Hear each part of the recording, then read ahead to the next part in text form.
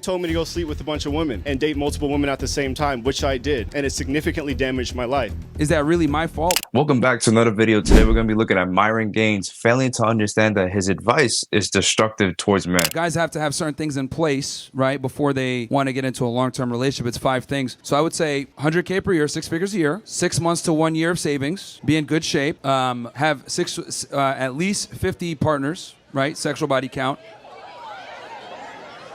That's what I see a lot about Myron, that he has a tendency of saying this 50 woman body count is going to help you reach your discernment to find a good woman. It's wrong, actually, because it's like a dog returning to his own vomit. We know as men that our weakness is women, especially when it comes to sexual temptation. So if we feed into that indulgence, we're just continue chasing an orgasm and it's leaving us empty, unfulfilled. Hence, you're not going to find a good woman. Because if you think about it, if you're sleeping with these 50 women, you would think that by the second woman that's giving it to you up easily, that you would have learned your lesson by now how to find a good woman. You don't need to sleep with 50 women to understand that these women that just want to have meaningless sex with you are not the woman. If you're chasing 50 women that want to have sex with you, you're obviously chasing the wrong woman. You have to chase a woman who's God-fearing. Another thing he talks about is having 6 figures. Now we're basing a value on terms of money, and all the advice that he's given right there, they're futile. You're missing one thing. You're missing Jesus in all of it. You need to find a God-fearing woman and a woman that loves a God-fearing man, because that's the only way you can grow closer to another. Understand that you are 2 imperfect human beings and flawed, but you can be redeemed by Christ and grow closer to him and chasing everlasting life. That's what bears good fruits to a successful marriage and a life with Jesus. Like, think about all the disciples that were following Jesus. Were they rich? No.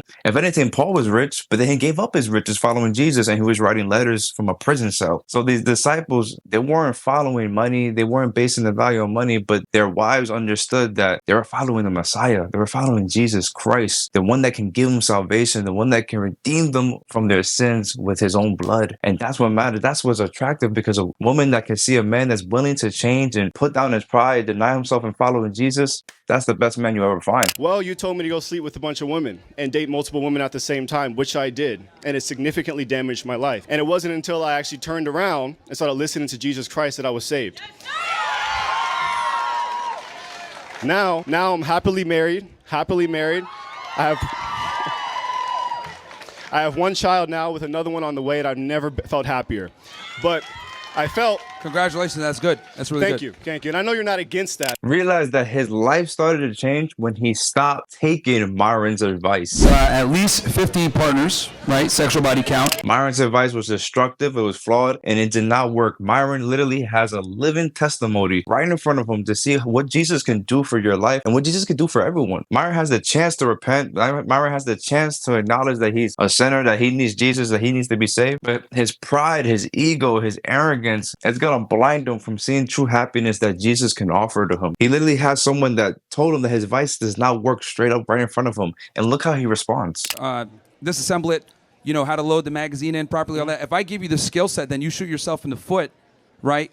Is that really my fault? No, I just arm you with the skill set. Then you choose what you want to do with it. Now, obviously, you wanted to go toward a sex escapade, which is, I guess, fine.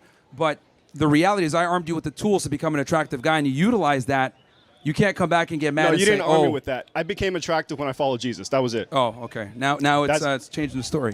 No, I'm not. How Myron fails to take accountability. He's pretty much saying that, hey, that's not my fault that you went to sleep with 50 women. It was destructive for you. And he also says that you went on a sex escapade. Myron, this is what you're literally telling him. At least 50 partners, right? Sexual body count. You're telling him to go sleep with 50 women. Do you not understand what you're saying that's coming out your mouth? And now you want to backpedal and say it's not my fault, that you pretty much shot yourself in the foot. You pretty much told him to shot himself in the foot. Listen, men out there, you don't need to put your hand on the fire consistently to know that it's hot and it'll burn you. Especially after you've been burned the first time. You already know that's in your head that I should not be touching fire. The same thing when you sleep with these multiple women, and you should be like, you know what? I'm getting nothing out of it. We just have sex. I chase an orgasm and it's over with. I'm still empty. Like, you don't need to keep re-indulging in the same immoral behavior to know is wrong. You don't have to willingly keep making mistakes. The mistakes should be unintentional. intentional, that's how you learn from it, but not deliberate intentional mistakes. And you're saying it's not wrong, and then you're trying to convince yourself that no, what I'm doing is right. What a successful man needs to have is simply two things: discipline and Jesus Christ. Those are the great things that you need. Everything else, like the money, like the children, the marriage, it will slowly start to seep into your life. Jesus will slowly start to provide that. He's not going to provide all your things that you want, like all your unmoral desires, but the things that you need, everything else will fall into place. But you need to put Jesus in his kingdom first. That's what a woman truly finds attractive. A man that's willing to change, that's willing to grow, that's willing to embrace his flaws, mistakes, and look at these as learning lessons and not make the same mistake twice, 3 times, 4 times, or in Myron's case, 50 times, but willing to chase Jesus Christ, because that's what's attractive.